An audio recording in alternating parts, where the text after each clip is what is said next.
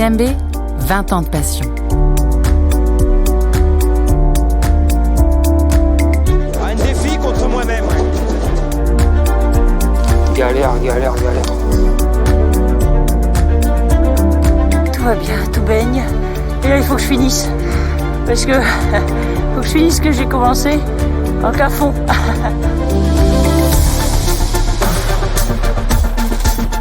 Les cailloux, faut être fou pour faire ça.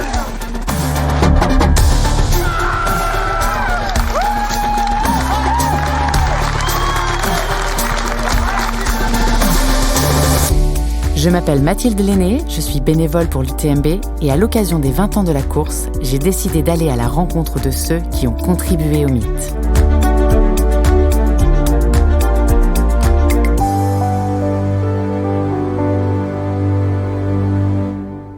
Tout a commencé comme un pari fou entre copains. Faire le tour du Mont Blanc, traverser 3 pays, 155 km à avaler en 46 heures maximum.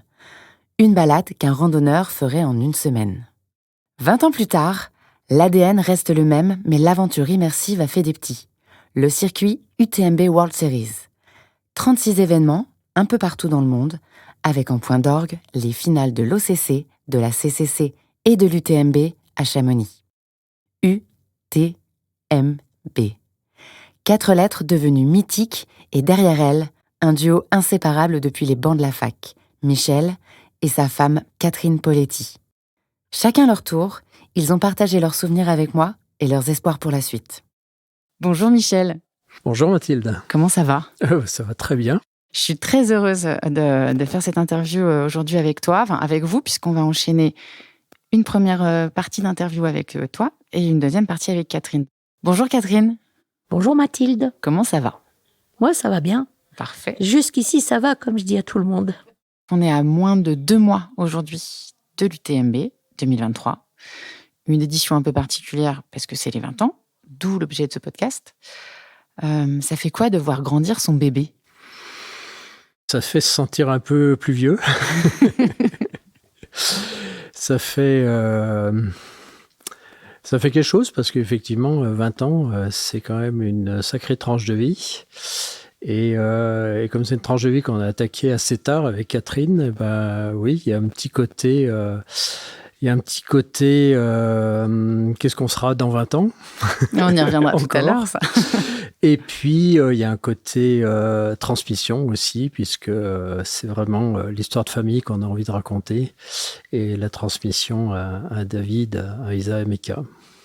Mais en même temps, c'est le premier anniversaire et c'est la naissance de la partie suivante qui est l'UTMB World Series. Et c'est la première année où une partie des courses vont être des finales. Donc, c'est pas une fin, c'est aussi un début, comme dans la vie.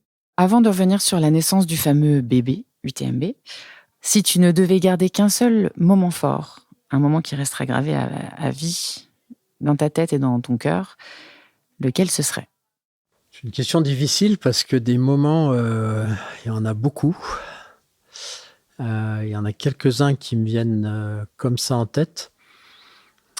Peut-être que celui que je vais choisir aujourd'hui, c'est quand je termine cette première édition de l'UTMB, pas la ligne d'arrivée, j'en ai pas gardé un souvenir très présent, mais j'ai un souvenir vraiment très très clair de quand on arrive au Tignes. On arrivait par le bas de vallée, on avait 3 km à plat pour finir la course.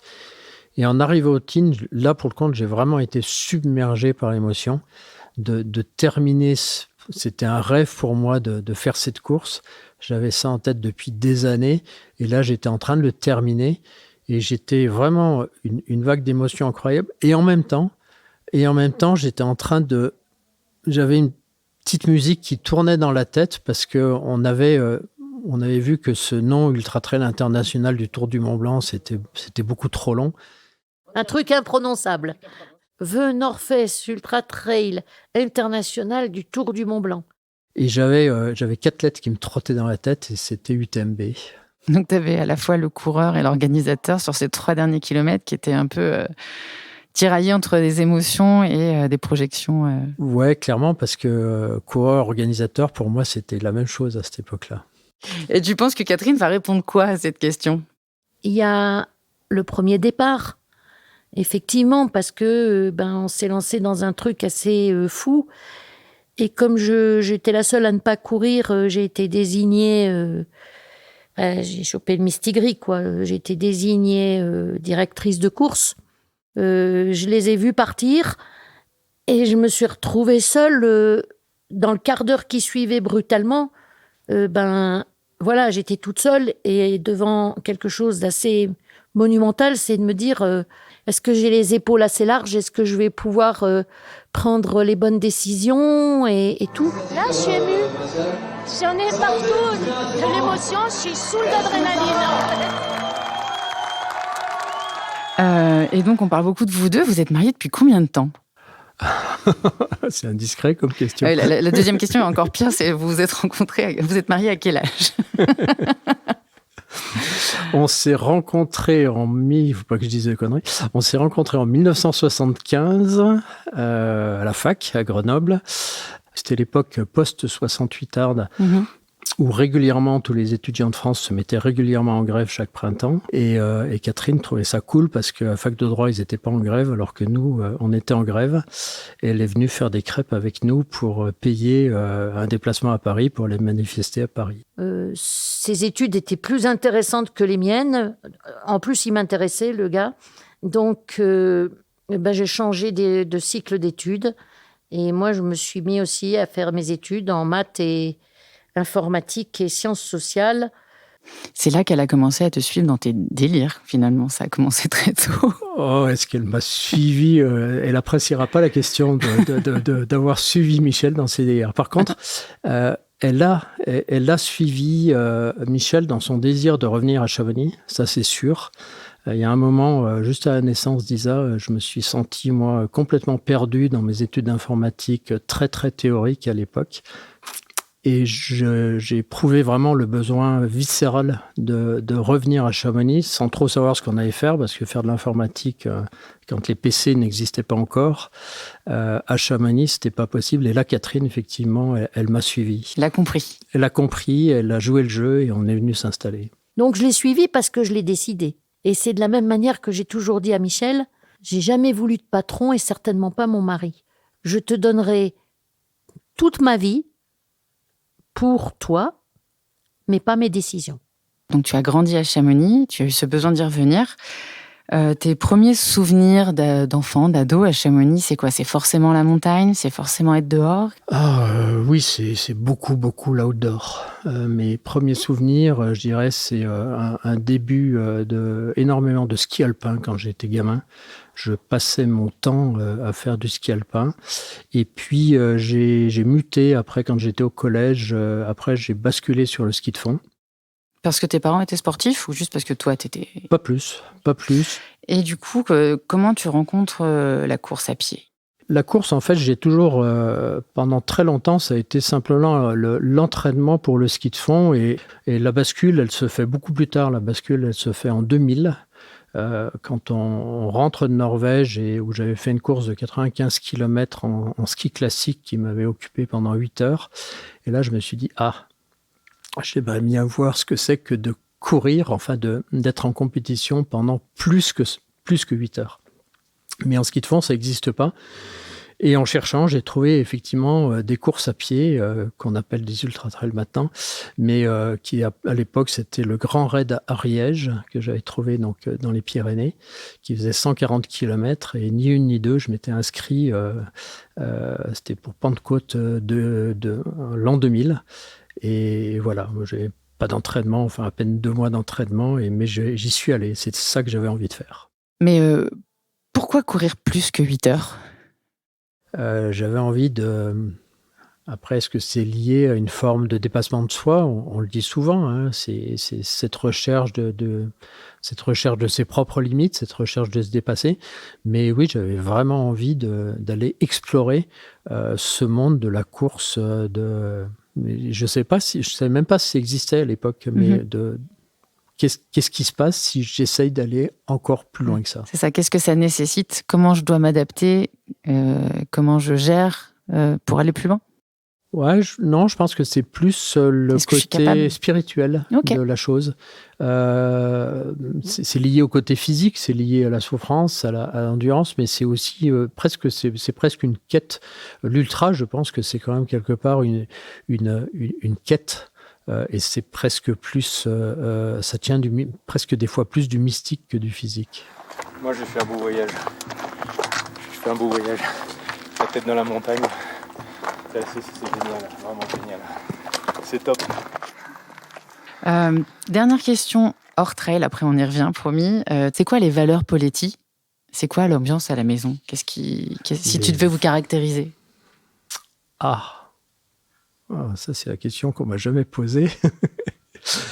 Je sais pas. Je pense que il y a une valeur qui est fondamentale, mais ça t'interrogeras Catherine là-dessus, c'est la musique. Ça a été notre vie quand on s'est installé à Chamonix, on a choisi d'ouvrir un magasin de disques. On savait que ça serait pas rentable, on savait que ça serait compliqué, mais c'était vraiment la passion. Donc la musique. Et puis je dirais les valeurs, je dirais une vie simple. Voilà, on n'a pas besoin de grand chose finalement pour. En réalité, on a l'UTMB, ça occupe toute notre vie et on n'a pas besoin de grand chose de plus. Dans ma famille, on était 5 enfants, mais les 5 enfants et mes 2 parents, on faisait tous un instrument et pas que amateurs, puisque j'ai quand même 2 frères et une sœur qui en ont fait leur profession. Ils en ont fait des métiers où personne n'y croyait et je pense que mes parents ont été assez culottés d'accepter cela. Et ça montre aussi que, grosso modo, pour tout le monde, c'est là où on a une passion qu'on peut réussir le mieux. Donc, première aventure, le magasin de disques. Vous enchaînez avec un vidéoclub, une société de logiciels informatiques. Et en 2003, l'aventure UTMB. Tu te souviens du jour où tu t'es dit « Allez, go, on va le faire. On va créer une course autour du Mont Blanc où les gens vont courir 155 km pendant 2 jours et 2 nuits à travers 3 pays. » Je m'en souviens très bien de ce jour-là. Je m'en souviens très très bien de ce jour-là parce que je reviens juste 2-3 semaines avant cette date-là. On est en septembre 2002. Il y avait une course qui existait autour du Mont Blanc dans les années 90 en relais de 7 coureurs, qui a été interrompue à cause de l'accident et de l'incendie sous le tunnel du Mont Blanc en 99. Et le tunnel a rouvert en 2002 et cette course n'a pas redémarré. Et le président de notre club de course à pied ici à Chamonix, René Bachelard, était furieux, très énervé parce que cette course n'avait pas repris. Et j'ai rencontré René dans les rues de Chamonix 1 fois, 2 fois, 3 fois, et 1 fois, 2 fois, 3 fois. Il était très énervé, etc. Jusqu'à ce qu'on se dise, écoute René, arrêtons d'en parler dans la rue, on fait une réunion. Et donc on a fait une réunion fin septembre 2002 à l'hôtel Le Faucigny, parce que faisait partie de cette réunion Guy Écochard, qui tenait l'hôtel du Faucigny avec sa femme Jacqueline. Et on était 9 dans la salle. Du club de course à pied, le CMBM. Et c'est au cours de cette réunion qu'on a dit « Ok, banco, on y va. On va reprendre cette course qui a été arrêtée, on la reprend, mais sous un autre format. Et on fait un trail par les sentiers, en individuel, non-stop, le tour complet du Mont Blanc. Et donc, oui, c'est ce jour-là. Alors, je pourrais retrouver la date, là, je l'ai plus exactement en tête, mais on est en septembre 2002. J'étais pas ultra-trailer. J'avais beaucoup accompagné Michel sur des trails, mais j'avais cette connaissance de ce qui est de l'autre côté du miroir, de ce qui est à côté du chemin. Mes compétences sont différentes parce que je connais ce côté-là, je connais ce que c'est que le bénévolat, j'en ai fait sur le marathon du Mont Blanc. Je connais le côté accompagnant et ça m'a motivée justement à travailler aussi pour ceux qui ne sont pas les coureurs. Moi, je fais le paquet cadeau. C'est ce que je dis souvent. Mais du coup, parce qu'il faut quand même se rappeler que cette boucle, c'est une balade que les gens font en général en 1 semaine. La course précédente, c'était un relais de 7 coureurs. À quel moment vous vous dites c'est faisable et on va avoir du monde pour le faire en solo? C'est rigolo parce que quand on y repense, c'est rigolo. On n'avait aucune idée qu'il y avait des 100 miles aux États-Unis. La Western Set, on connaissait pas. J'étais convaincue du contraire, tu vois. Non, oui, la Western Set qui est chère à une personne qu'on connaît bien tous les deux, personne ne la connaissait à l'époque. Par contre, on savait qu'il y avait le Grand Raid de la Réunion qui marchait très bien. J'avais fait ce Grand Raid d'Ariège, pas terminé, mais j'avais fait ce Grand Raid d'Ariège en 2000.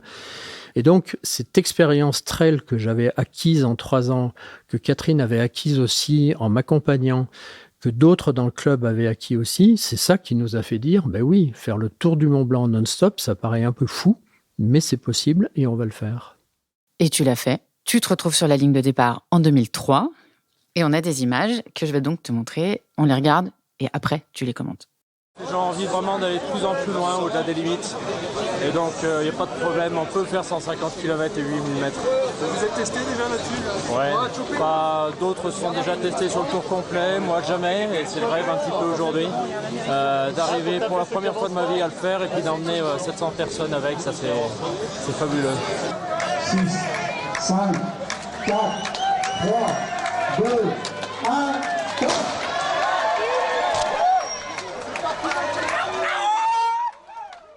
Alors, qu'est-ce que tu ressens à ce moment-là ?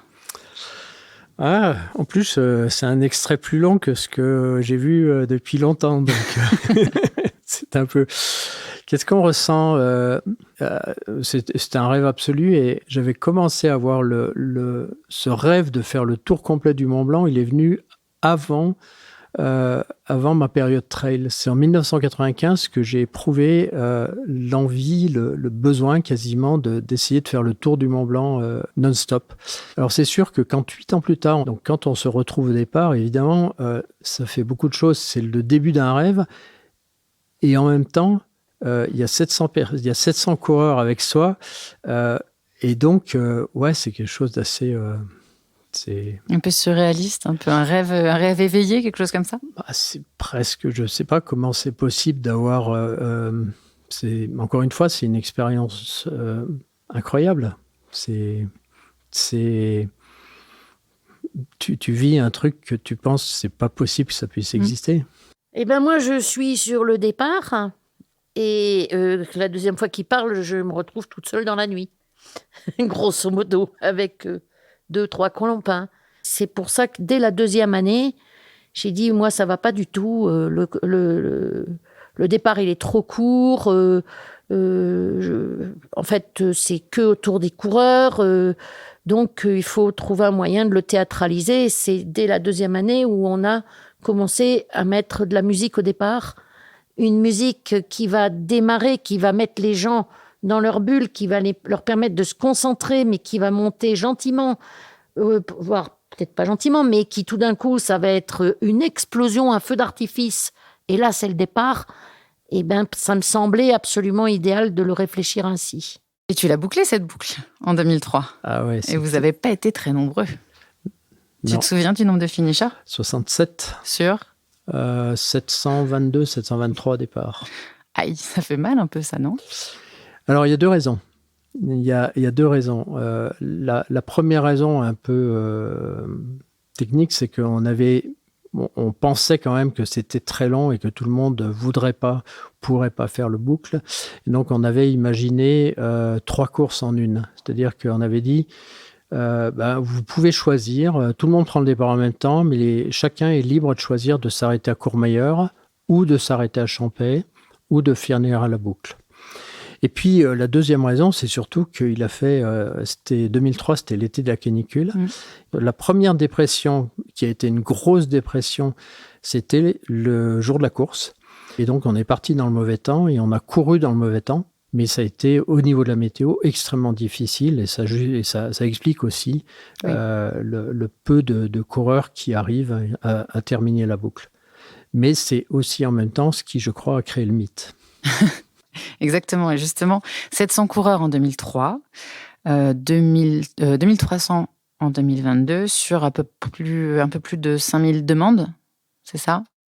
Oui, alors après, le nombre oui, 2300 en 2022. Maintenant, on est bloqué à ce chiffre, 2300, 2400, 2500, mais enfin, on est bloqué de toute façon à ce chiffre-là parce qu'on ne peut pas accepter plus de monde. Et puis, le nombre de demandes d'inscription, il est limité par notre système d'inscription. On a eu pendant de longues années le système des points de qualification.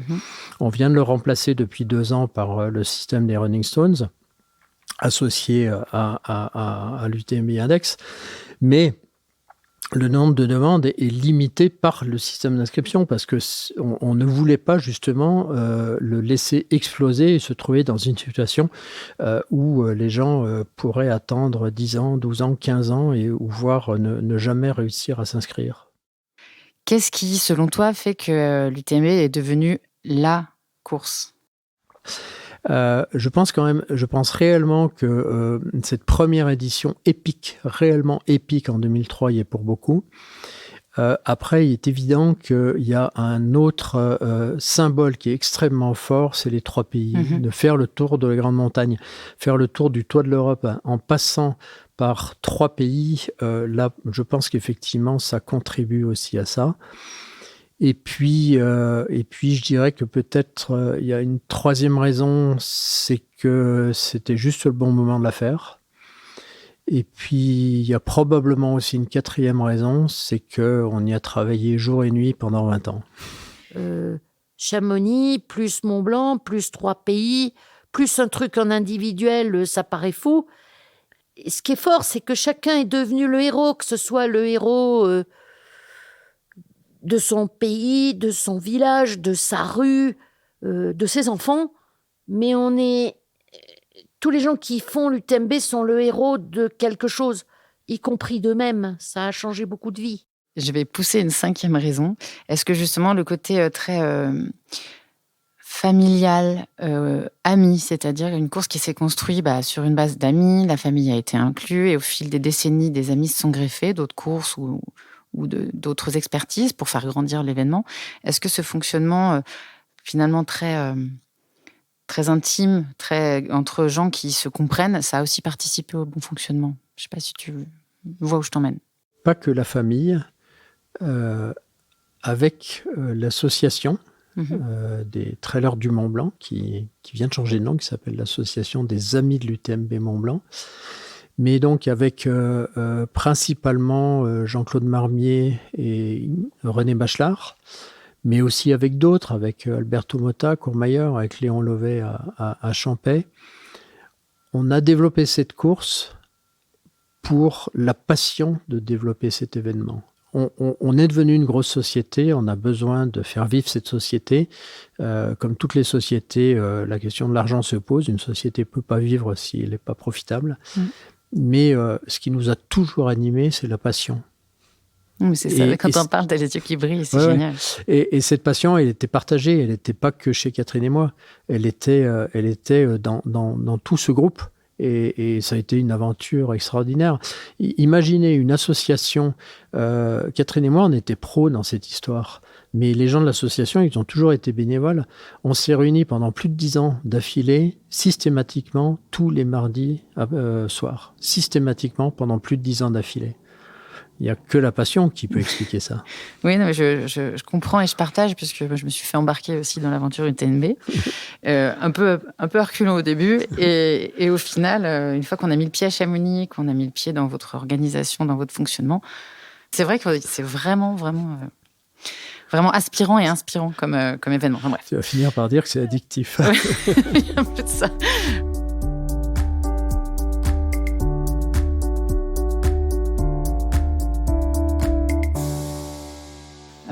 Alors, on va pas revenir sur chaque édition, mais toi qui les vis de l'intérieur, quelles sont celles qui t'ont le plus marqué? Ou peut-être une seule, si tu en as une qui te vient. On a eu 3 années très dures, 2010, 2011, 2012.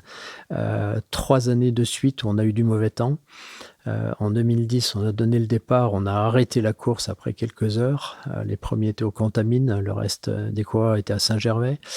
On a relancé le lendemain sur un demi-tour du Mont Blanc. Ça a été extrêmement chaotique, mais mais on l'a fait. Et je suis finalement content d'avoir qu'on ait su malgré tout gérer ça. Avec pas mal de... Ouais, ça a été chaotique, mais on a quand même malgré tout fait quelque chose. 2011, rebelote, il a fait très mauvais. Il a fallu décaler la course de 5 heures. Ça a été extrêmement compliqué. 2012, de nouveau très mauvais. On passe sur un parcours de repli qu'on a dessiné avec Vincent Dolbar dans la nuit parce qu'on n'était toujours pas prêt avec nos parcours de repli. Parce que on n'admettait pas qu'un parcours de repli ne puisse pas faire le tour complet du Mont Blanc. Donc voilà. Après, quoi d'autre ? 2017, le fight entre Kilian et François. Ouais. Voilà. Ça faisait des années que chaque année, les gens nous disaient « Oh là là, c'est encore plus grand, c'est encore plus beau, c'est encore plus fort » et où on n'arrivait pas à le réaliser. Et 2017, je me souviens qu'il y avait un plateau d'élite de folie, mais la plus grande folie, c'est que 80% ont fini. Je crois que c'était extraordinaire de voir sur la ligne de départ tous ces champions qui finissaient soit en champion, soit qui finissaient quand même parce qu'ils voulaient finir. Et ça, j'avais trouvé ça vraiment magnifique et dans l'esprit. Et voilà. Mais un tel succès, ça a forcément dû vous dépasser à un moment donné. Je ne sais pas si ça nous a dépassés. Ce qui caractérise l'UTMB aussi, c'est le collectif de la réflexion, le collectif des décisions. C'est pas juste Catherine et Michel qui décident. Ça a toujours été beaucoup plus collectif que ça, avec l'association, avec les gens avec lesquels on a travaillé aussi. On a eu un certain nombre de craintes aussi à développer l'UTMB. On sait très bien que le trail running, des courses de trail beaucoup plus petites, beaucoup plus intimes, beaucoup plus authentiques, c'est merveilleux aussi comme expérience. Et donc, ce choix de faire grossir l'événement, de l'internationaliser, et puis, quelques années plus tard, de se lancer dans une aventure internationale en créant un circuit Ultra Trail World Tour, tout ça, c'est réfléchi. Est-ce que c'est bien fait ? J'en sais rien, c'est pas à moi de le juger. Mais on ne peut pas dire qu'on a été dépassé par le succès. Mais il y a quand même une année où on en était arrivé à mettre un coup de poing sur la table parce qu'on s'était rendu compte que les coureurs devenaient un petit peu... ils se pensaient être les rois du monde. Et d'abord, ils n'étaient pas respectueux, ni des sentiers, ni des habitants locaux, ni des refuges, ni des randonneurs. Ils pensaient qu'ils avaient droit à tout. Il faut rester humble. Et d'ailleurs, devant la montagne, il faut rester humble.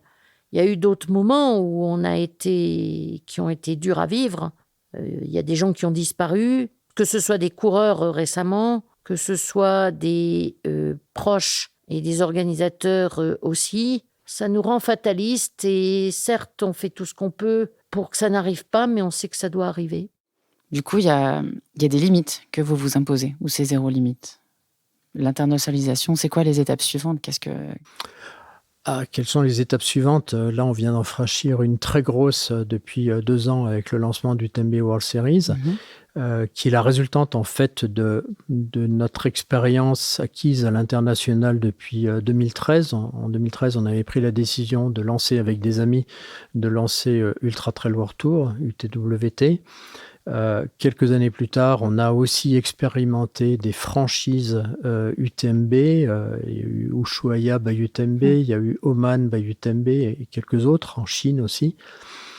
Et en 2020, on a profité de la pause obligée de la crise Covid pour remettre tout ça à plat et créer UTMB World Series. Comme un peu l'aboutissement de ce qu'on voulait faire pour porter l'expérience UTMB à l'international. Donc, la réponse à la question, c'est on va rester concentré sur UTMB World Series, c'est pas mal. Mais en termes de limites, si on est un petit peu plus concret, il y a forcément les limites liées à l'environnement, le terrain de jeu. parce que c'est là que ça se passe, hein, par essence.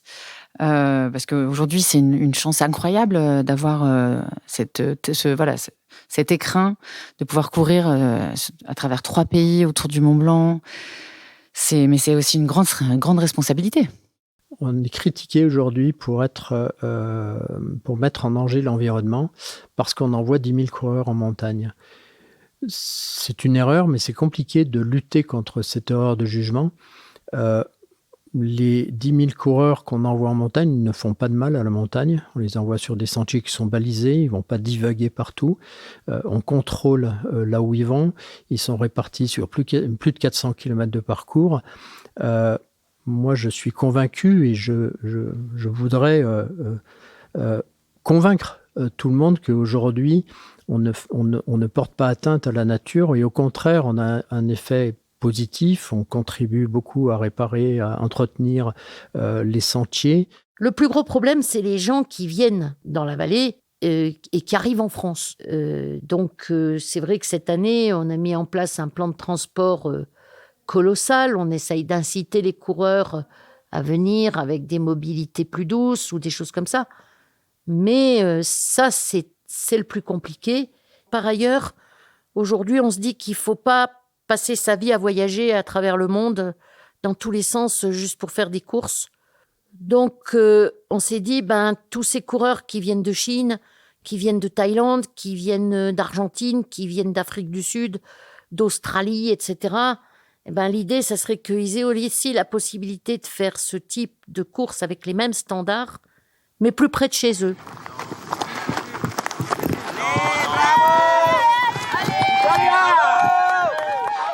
Tu dis souvent dans les interviews que l'UTMB est une aventure transformative. Tu valides ? J'ai dit ça ? Oui, apparemment. Si tu le dis, je te crois.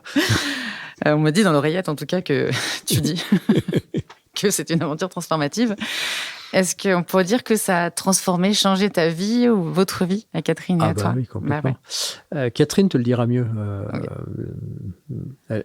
Elle va te dire que la plus belle partie de sa vie a commencé à 50 ans. Ah, c'est chouette. Alors, pour l'UTMB en 2003, j'avais 50 ans.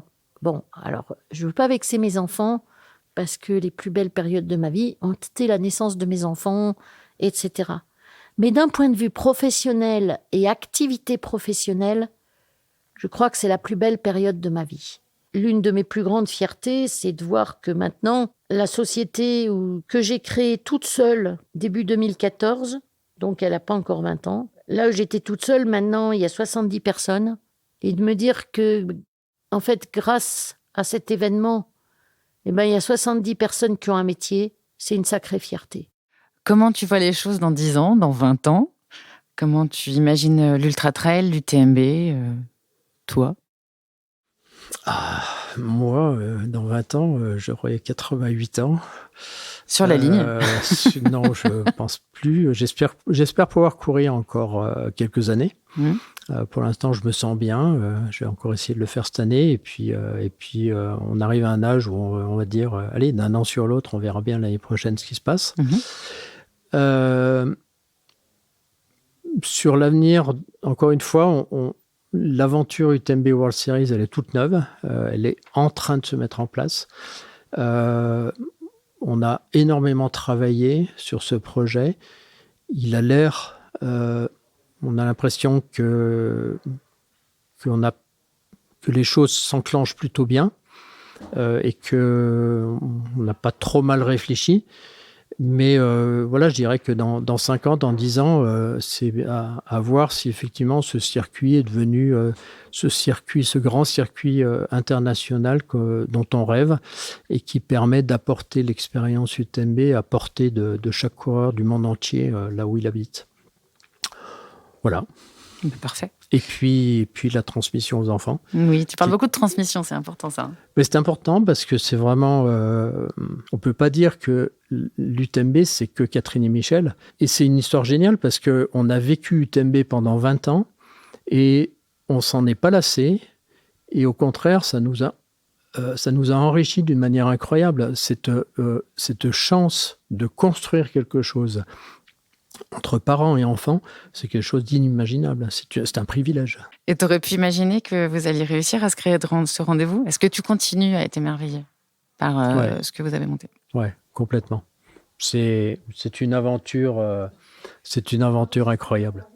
J'ai pris la présidence du TMB Group parce qu'on me l'a accordé, hein. Mais en même temps, j'en suis ravie. Et tant que ça dure, je suis heureuse. Je remercie encore Catherine et Michel Poletti pour leur gentillesse et leur sincérité. Merci aussi d'avoir créé un aussi beau rendez-vous qui n'a pas fini de nous passionner. En attendant de vibrer à Chamonix à la fin du mois d'août, on se retrouve la semaine prochaine pour un nouvel épisode. Cet épisode a été produit par Lines Agency et Trail Endurance Mag. Il a été réalisé par Mathilde Lenné et Mélanie Pouey. Vous pouvez nous écouter tout l'été et découvrir ou redécouvrir le mythe UTMB. Si vous avez aimé cet épisode, n'hésitez pas à vous abonner au podcast et à mettre des étoiles sur les plateformes d'écoute. On attend aussi vos commentaires sur l'Instagram de l'UTMB Mont Blanc et sur celui de l'UTMB World Series.